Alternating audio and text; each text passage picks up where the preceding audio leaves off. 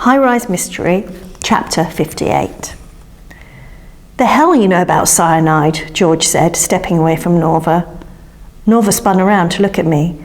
Nick, remember that night Katie burned the popcorn and the flat stunk for like a week? I'd nodded, though it was no more than 3 hours.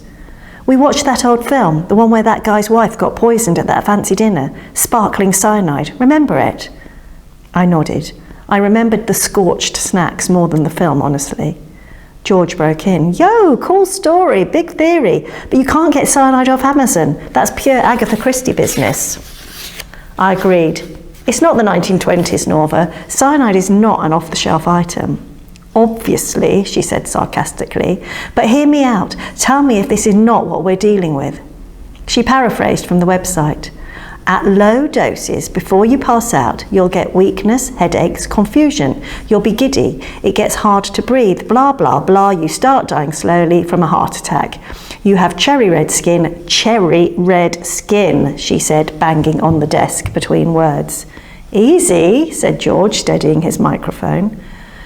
But where do you get cyanide from? Search for sources, I said.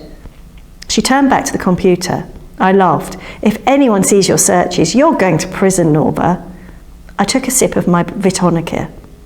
Why do you think I'm using this one's computer? She jerked her thumb at George. Oi, he shouted.